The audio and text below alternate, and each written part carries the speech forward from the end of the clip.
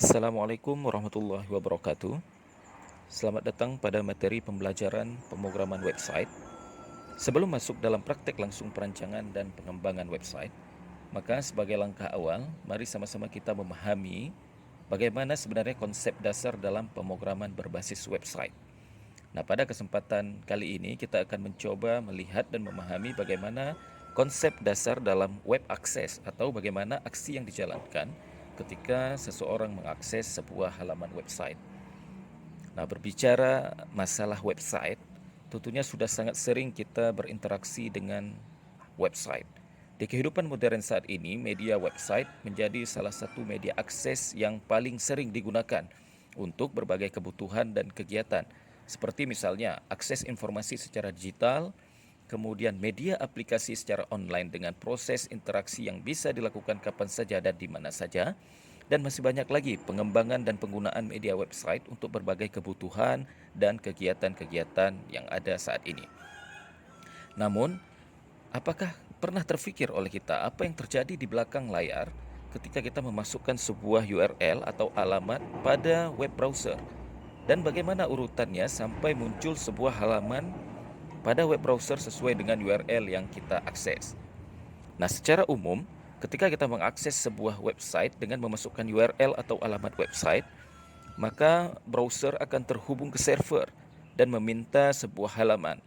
Kemudian selanjutnya server akan mengirimkan kembali halaman yang diminta untuk kemudian ditampilkan pada halaman web browser.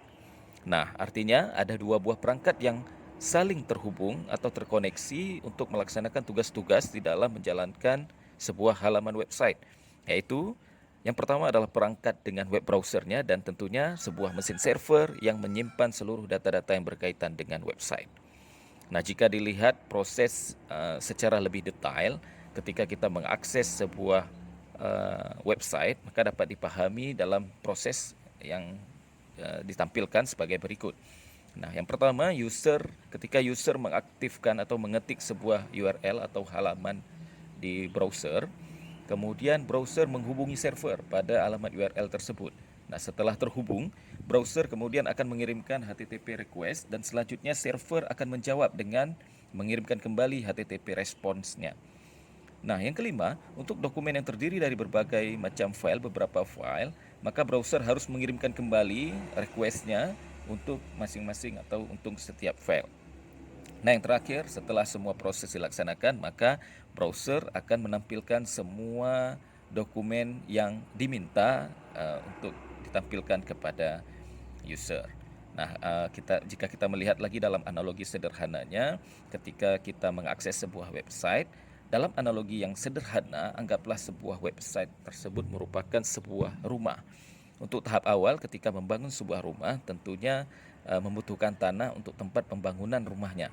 Nah, tanah ini merupakan hosting di mana semua file-file dan data website disimpan di dalam servernya. Kemudian setelah rumah itu selesai dibangun, untuk dapat mengakses rumah tersebut, di sini membutuhkan sebuah jalan yang dapat diakses. Nah, jalan dalam hal ini merupakan jalur internet yang dibutuhkan untuk dapat mengakses sebuah halaman website. Selanjutnya, jalan yang sudah terbentuk tentunya membutuhkan identitas terhadap rumah tersebut berupa alamat yang sesuai agar siapapun yang ingin mengunjungi rumah tersebut tidak salah alamat nantinya. Nah, alamat dalam hal ini merupakan domain yang dapat diakses pada website atau pada web browser untuk menampilkan halaman website yang sesuai. Nah, dari penyampaian pembelajaran ini, pastinya teman-teman sudah memahami bagaimana sebenarnya sebuah website itu berjalan dan bagaimana proses dari mulai mengakses menggunakan sebuah alamat hingga menampilkan halaman website pada perangkat web browsernya.